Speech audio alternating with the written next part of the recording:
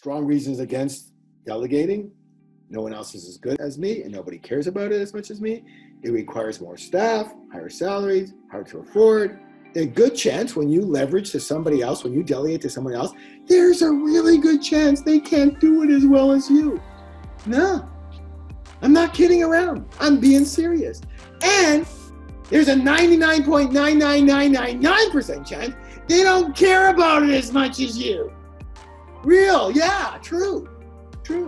And it does require, if you're not in the whole technology leverage area, which you should be, by the way, leveraging yourself through technology instead of just people, it might require hiring and employing more staff and higher salary costs. And that will be harder to afford unless you're making more money because of it. Isn't that true?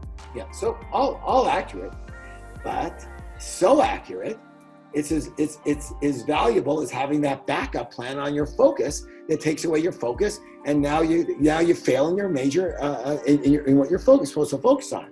It's the same thing. It makes sense. It just doesn't work. You see, there's a lot of things that are true and accurate that make sense. They just don't work. If someone's going to run a marathon, there could be some painful spots to it.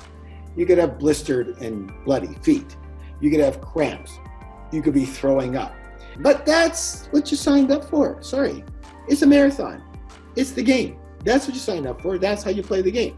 Part of the process of rich in business is leverage.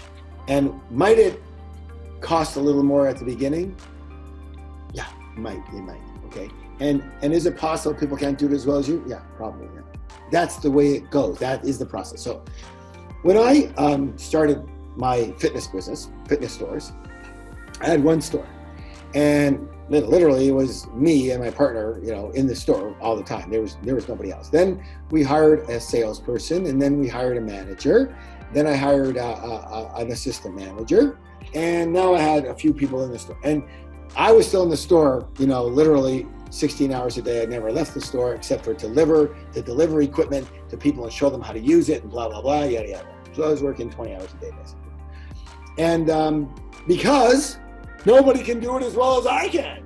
Nobody could show them as well. Nobody could handle the business as well. Nobody could handle the sale as well. Nobody was as nice to them. Nobody cared as much as I did. They didn't. That was accurate. But I had one store. And so 6 months to the day after I opened the first store, I'm not going to, in one of my programs, the marketing program actually, we talk about how I did this, but 6 months to the day, I opened a second store. Again, I remember I started the first store with no money. I started the second store with really none of my own money. But a full-on store. It was cost $50,000, okay? And I had the manager of my first store go and manage that second store. Great. Within the first week, we realized that sales were down like 70%. Is it the store? Is it the location? What's happening? So I went into that store and switched stores, and sales went back up to 100%. Came out of the store, put him in and an assistant and our top salesperson in. Sales down, and they were only 70% of the norm, of the standard. What the hell's going on? I go back in the store, back to 100%. Boom. You know what I realized? I learned one of the biggest business lessons of my life. Harv, you better make this freaking business work at 70% of the sales that you can do. 70% of everything you can do. Because if it don't work then, it ain't gonna work long term. It ain't gonna be able to duplicate. I'm sorry. The only way to duplicate is to have, in this case, this business was to have other people in the stores. I had 10 stores. So I literally had delegated the sales and the whole movement and the whole business in each of those stores to 4 or 5 people per store. 10 stores, that's 50 people. 50 people. Knowing that the business needed to work at this new level, this new standard. And at 70% of sales, I still had to be able to make a lot of money. Maybe not quite as much money, but a lot of money. How do you do that? Simple. Go with what we've been teaching you over and over and over again. So let's say the sales, I'm just going to give you a number here. The sales, if I was doing it, is $1,000 in a day. Let's say the sales, if someone else is doing it, is $700 a day. All right? Now you are only, instead of making, let's say $500, let's say your net profit was I don't want to get into too many numbers here, but you made when you were selling, you made $500. When they're selling them, you only make $200. So what do you do? $200 is not enough. What do you do? Well, if you only have one entity, one unit doing $200, that's $200.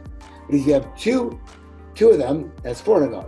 If you have 3 of them, that's $600. If you have 4 of them, that's $800. If you have 5 of them, that's $1,000. If you have 10 of them, that's $2,000. You see where I'm getting at? It's called duplication. So you cannot duplicate the standard that when you're there, because that's not duplicatable, because you cannot cut yourself in corners and 15th and 16th and 300ths. That's not duplicatable. It doesn't count. You can only duplicate the delegated, the systemized entity that works without you. That's the only thing you can duplicate, right? You can't duplicate when you're there, with you there. Is this making any sense here? So whatever, you've got to be able to create a business that works without you, period, over and out. Yes, I might make a little less money, but I've got to systemize, I've got to set the system up so that it works and profits without me. If I cannot create the business that's profitable without me, I do not have a business, I have a job. And you'll be stuck in that freaking job for the rest of your freaking days. That's how rich people think. Understand? It has to delegate. You have to leverage. You have to be able to grow without you. If you're there, Brokesville compared to what you can do.